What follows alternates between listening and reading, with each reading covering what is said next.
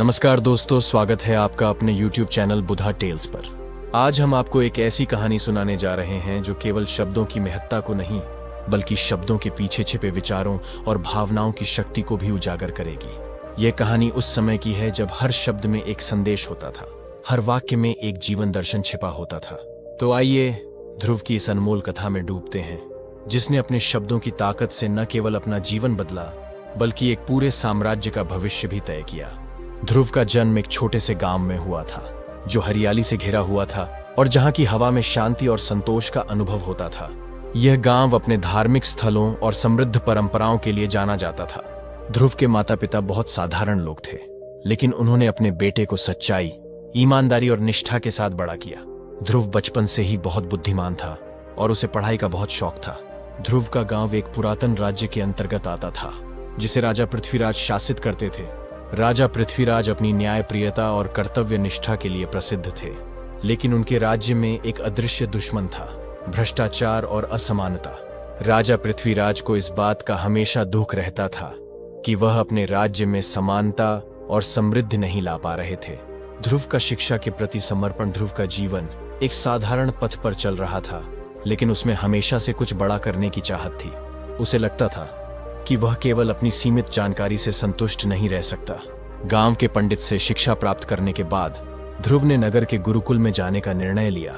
यह गुरुकुल राजा पृथ्वीराज के राज्य की सबसे प्रमुख शिक्षण संस्थान था, जहां बड़े बड़े आर्षि और मुनि विद्या प्रदान करते थे। गुरुकुल में ध्रुव ने न केवल शास्त्रों का अध्ययन किया, बल्कि उसने उन बातों का भी विश्लेषण करना सीखा जो उसके चारों ओर घटित हो रही थीं। एक दिन जब गुरुकुल में एक विद्वान संत आए, उन्होंने ध्रुव को विशेष रूप से बुलाया और कहा, ध्रुव, तुम्हारे शब्दों में एक विशेष ताकत है। तुम्हारे भीतर वह शक्ति है जो किसी भी कठिनाई को पार कर सकती है, लेकिन इसके लिए तुम्हें अपने शब्दों की शक्ति को पहचानना होगा। ध्रुव को यह बात बहुत गहराई से छू गई। उसने महसूस किया कि उसके शब्दों में केवल अर्थ ही नहीं बल्कि एक ऊर्जा भी छिपी है, जिसे वह अब तक नहीं पहचान पाया था। ध्रुव का नगर से राज्य तक का सफर। ध्रुव अब 20 वर्ष का हो चुका था और उसके ज्ञान की प्रसिद्धि धीरे धीरे पूरे राज्य में फैल रही थी। वह अपने गुरुजनों से शिक्षा प्राप्त करने के बाद भी सादा जीवन जीता था और लोगों के बीच अपनी सरलता और विनम्रता के लिए जाना जाता था। उसके शब्दों में एक जादू था जिसे सुनकर लोग प्रभावित हो जाते थे। राजा पृथ्वीराज के दरबार में भी ध्रुव की प्रसिद्धि की चर्चा होने लगी थी। राजा ने उसे अपने दरबार में बुलाने का निर्णय लिया ताकि वह उसकी बातें सुन सके और उसके विचारों से प्रभावित हो सके। ध्रुव को जब दरबार में बुलाया गया तो उसने सोचा कि यह अवसर है कि वह अपनी ज्ञान की शक्ति को परख सके।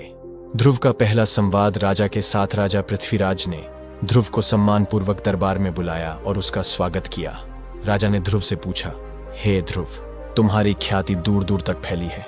हमें यह जानने की उत्सुकता है कि तुमने यह ज्ञान और विवेक कैसे प्राप्त किया है और कैसे तुमने अपने शब्दों में इतनी ताकत भरी है। ध्रुव ने विनम्रता से उत्तर दिया, महाराज, शब्द केवल वाणी के माध्यम नहीं होते, वे हमारी आत्मा के प्रतिबिंब होते हैं। जब हम अपने शब्दों का चयन करते हैं तो हमें यह ध्यान रखना चाहिए कि वे न केवल हमारे विचारों को व्यक्त करें बल्कि दूसरों की भावनाओं का भी आदर करें। मैंने अपने जीवन में यही सीखा है कि शब्दों की सही शक्ति तब प्रकट होती है जब हम उन्हें सही समय और सही संदर्भ में प्रयोग करते हैं। राजा पृथ्वीराज ध्रुव के उत्तर से बहुत प्रभावित हुए। उन्होंने महसूस किया कि यह युवक केवल एक विद्वान नहीं बल्कि एक ऐसा व्यक्ति है जो अपने ज्ञान से समाज को बदल सकता है। राजा ने ध्रुव को अपना सलाहकार नियुक्त करने का निर्णय लिया। ध्रुव का दरबार में प्रभाव और समाज सुधार। ध्रुव ने अपने नए पद को बहुत गंभीरता से लिया। उसने सबसे पहले राज्य के नागरिकों से मिलना शुरू किया, उनकी समस्याओं को समझा और उनके समाधान के लिए अपने ज्ञान का प्रयोग किया। ध्रुव ने राजा पृथ्वीराज को सलाह दी कि वह न्यायालय में एक विशेष सभा का आयोजन करें, जहां सभी नागरिक अपनी समस्याएं सीधे राजा के सामने रख सकें। इस सभा का आयोजन हुआ और ध्रुव ने खुद इसमें हिस्सा लिया। उसने देखा कि बहुत से लोग अपनी समस्याओं को सही तरीके से व्यक्त नहीं कर पा रहे थे। ध्रुव ने उन्हें प्रोत्साहित किया और कहा, शब्दों में शक्ति होती है, लेकिन हमें उन्हें आत्मविश्वास के साथ कहना चाहिए। जब तक हम अपनी बात को स्पष्ट और सही ढंग से नहीं रखेंगे, तब तक कोई हमारी समस्या का समाधान नहीं कर पाएगा। ध्रुव का अद्वितीय प्रयास। शिक्षा और शब्दों का महत्व। ध्रुव ने राज्य में शिक्षा का प्रचार प्रसार करने का भी बीड़ा उठाया। उसने देखा कि समाज में अशिक्षा के कारण बहुत सी समस्याएं उत्पन्न हो रही थीं। ध्रुव ने गुरुजनों के साथ मिलकर शिक्षा के नए केंद्र स्थापित किए। जहां बच्चों के साथ साथ बड़ों को भी शिक्षा दी जाती थी। इन केंद्रों में शब्दों के सही प्रयोग, संवाद कला और साहित्य का महत्व सिखाया जाता था। धीरे धीरे ध्रुव का यह प्रयास रंग लाने लगा। राज्य में शिक्षा का स्तर बढ़ने लगा और लोगों के विचारों में परिवर्तन आने लगा। लोग अब अधिक संवेदनशील और समझदार हो गए थे। वे अपने शब्दों का प्रयोग सोच समझकर करने लगे थे और इसके परिणाम स्वरूप समाज में शांति और सामंजस्य का वातावरण बनने लगा था। राज्य के विकास में ध्रुव की भूमिका, ध्रुव के प्रयासों के कारण राज्य में केवल शिक्षा और संवाद कला का ही विकास नहीं हुआ, बल्कि आर्थिक और सामाजिक क्षेत्र में भी उन्नति हुई। ध्रुव ने व्यापारियों और किसानों के साथ भी संवाद किया और उनकी समस्याओं का समाधान निकाला। उसने व्यापारियों को व्यापार में पारदर्शिता और ईमानदारी के महत्व को समझाया और किसानों को अपने उत्पादों को सही मूल्य पर बेचने के तरीकों के बारे में शिक्षित किया। ध्रुव ने राजा पृथ्वीराज को भी सलाह दी कि राज्य में नई नीतियां लागू की जाएं, जिनसे समाज के सभी वर्गों को समान अवसर मिले। राजा ने ध्रुव की सलाह पर अमल किया और राज्य में न्याय, समानता और विकास की नई लहर दौड़ पड़ी। ध्रुव का व्यक्तिगत जीवन और संघर्ष। ध्रुव का जीवन केवल राज्य के विकास तक ही सीमित नहीं था। उसने अपने व्यक्तिगत जीवन में भी बहुत संघर्षों का सामना किया। ध्रुव के जीवन में कई बार ऐसी परिस्थितियां आईं जब उसे अपने शब्दों की ताकत पर संदेह हुआ। एक बार ध्रुव की मां बीमार हो गई और ध्रुव को लगा कि वह अपनी मां को ठीक नहीं कर पाएगा। उसने हर संभव उपाय किए, लेकिन उसकी मां की स्थिति में कोई सुधार नहीं हुआ। ध्रुव ने अपनी मां से कहा, अम्मा, मैंने हमेशा शब्दों की ताकत पर विश्वास किया है, लेकिन आज मैं खुद को असहाय महसूस कर रहा हूं। क्या शब्द वास्तव में हमें हर संकट से निकाल सकते हैं? ध्रुव की मां ने मुस्कुराते हुए कहा, बेटा, शब्दों की शक्ति केवल बाहरी नहीं होती, वह हमारी आत्मा से जुड़ी होती है। जब हम अपने भीतर की ताकत को पहचानते हैं, तभी हम अपने शब्दों का सही अर्थ समझ सकते हैं। ध्रुव ने अपनी मां की बात को गहराई से महसूस किया और उसने अपने भीतर की शक्ति को जागृत किया। उसने न केवल अपनी मां को ठीक करने के लिए हर संभव प्रयास किया, बल्कि वह अपने शब्दों के माध्यम से उनके मनोबल को भी बढ़ाता रहा। अंततः ध्रुव की मां स्वस्थ हो गईं और ध्रुव ने इस अनुभव से सीखा कि शब्दों की असली ताकत हमारे विश्वास और आत्मा में होती है। ध्रुव की ज्ञान यात्रा और राज्य का उत्कर्ष। ध्रुव की ज्ञान यात्रा और राज्य का उत्कर्ष जारी। ध्रुव की इस यात्रा में कई उतार चढ़ाव आए, लेकिन उसने कभी अपने सिद्धांतों से समझौता नहीं किया। वह जानता था कि उसके शब्द केवल उसके अपने विचार नहीं, बल्कि राज्य की दिशा को भी प्रभावित कर सकते हैं। अपने जीवन के इस कठिन दौर से गुजरने के बाद ध्रुव ने ठान लिया कि वह अपने शब्दों का उपयोग केवल भलाई के लिए करेगा। शब्दों की शक्ति से न्याय की स्थापना। ध्रुव की बुद्धिमत्ता और विवेक ने राजा पृथ्वीराज के दरबार में एक अलग ही स्थान प्राप्त कर लिया था। अब राजा हर महत्वपूर्ण निर्णय के पहले ध्रुव की सलाह लेना अनिवार्य समझते थे। एक दिन राज्य में एक बड़ी समस्या उत्पन्न हो गई। राज्य के दो बड़े जमींदारों के बीच जमीन के बंटवारे को लेकर विवाद हो गया था। दोनों पक्ष दरबार में आए और न्याय की गुहार लगाई।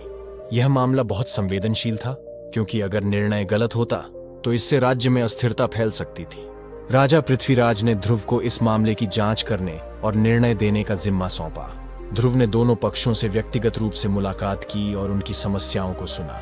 उसने पाया कि दोनों पक्षों के तर्क में कुछ सच्चाई थी, लेकिन उनका विवाद केवल शब्दों की गलतफहमी के कारण बढ़ गया था। ध्रुव ने दरबार में इस मुद्दे को उठाया और कहा, महाराज, ये विवाद केवल संपत्ति का नहीं, बल्कि शब्दों का भी है। जब तक हम अपने शब्दों को सही ढंग से नहीं चुनते, तब तक हम सही न्याय नहीं कर सकते। इस मामले में दोनों पक्षों ने अपने शब्दों का सही प्रयोग नहीं किया, जिसके कारण यह विवाद उत्पन्न हुआ।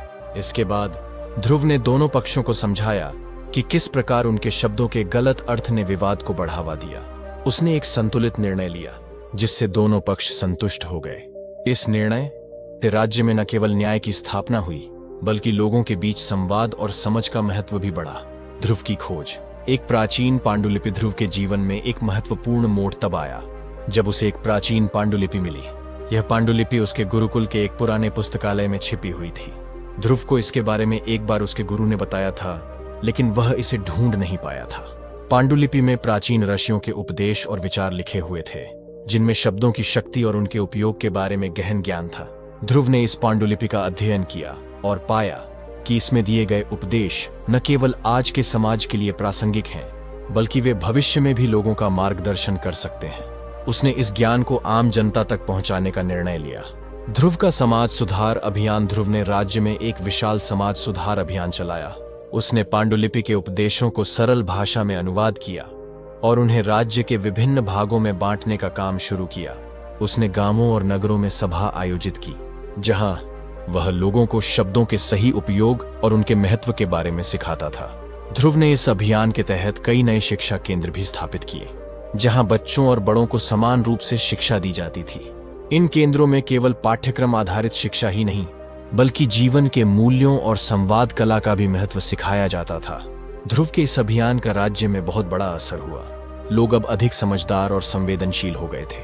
उन्होंने समझा कि शब्द केवल वाणी के माध्यम नहीं, बल्कि विचारों और भावनाओं का सशक्त माध्यम होते हैं। ध्रुव का विवाह और परिवार ध्रुव का समाज सुधार अभियान सफलता की ऊंचाइयों पर था। इस बीच ध्रुव का विवाह भी हुआ। उसकी पत्नी वसुंधरा भी एक विदुषी महिला थी, जो ध्रुव के कार्यों में उसका साथ देती थी। वसुंधरा ने ध्रुव के अभियान को और भी मजबूत बनाने के लिए महिलाओं के लिए विशेष शिक्षा केंद्र स्थापित किए। उसने महिलाओं को सशक्त बनाने के लिए शब्दों की शक्ति और संवाद कला का महत्व समझाया। ध्रुव और वसुंधरा का एक पुत्र भी हुआ, जिसका नाम उन्होंने वागीश रखा। वागीश का मतलब होता है शब्दों का स्वामी। ध्रुव ने अपने पुत्र को भी उसी तरह शिक्षित किया जैसे उसे उसके माता पिता ने किया था। वागीश भी अपने पिता की तरह बुद्धिमान और विवेकशील था। उसने भी राज्य के विकास में महत्वपूर्ण भूमिका निभाई। ध्रुव का अंतिम अध्याय, शब्दों की विरासत। ध्रुव की उम्र अब ढलान पर थी। उसने अपना सारा जीवन शब्दों की ताकत और उनके सही प्रयोग को समझाने में बिता दिया था। एक दिन जब ध्रुव अपने पुस्तकालय में बैठा था, उसने अपने जीवन के सफर पर विचार किया। उसने सोचा कि उसने जो कुछ भी सीखा और सिखाया, वह केवल शब्दों के माध्यम से ही संभव हुआ। उसने अपने पुत्र वागीश को बुलाया और कहा, बेटा, मैंने अपने जीवन में बहुत कुछ देखा और सीखा, लेकिन एक बात मैं तुमसे कहना चाहता हूं।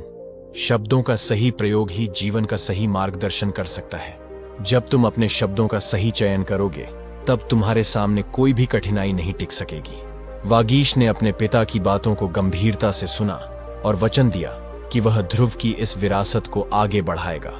ध्रुव ने अपने अंतिम समय में अपने पुत्र को गले लगाया और शांति से इस संसार को त्याग दिया।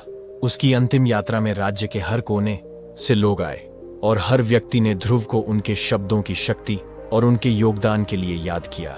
समाप्ति। शब्दों की शक्ति का संदेश। ध्रुव की यह कहानी हमें यह सिखाती है कि शब्द केवल वाणी के माध्यम नहीं होते, बल्कि वे हमारी आत्मा, विचारों और भावनाओं का सशक्त माध्यम होते हैं।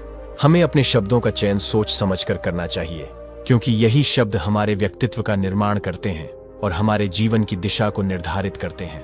अगर आपको ये कहानी पसंद आई हो तो कृपया हमारे चैनल बुधा टेल्स को सब्सक्राइब करें, इस वीडियो को लाइक और शेयर करें और हमें कमेंट में बताएं कि आप अगले वीडियो में किस विषय पर कहानी सुनना चाहेंगे। धन्यवाद।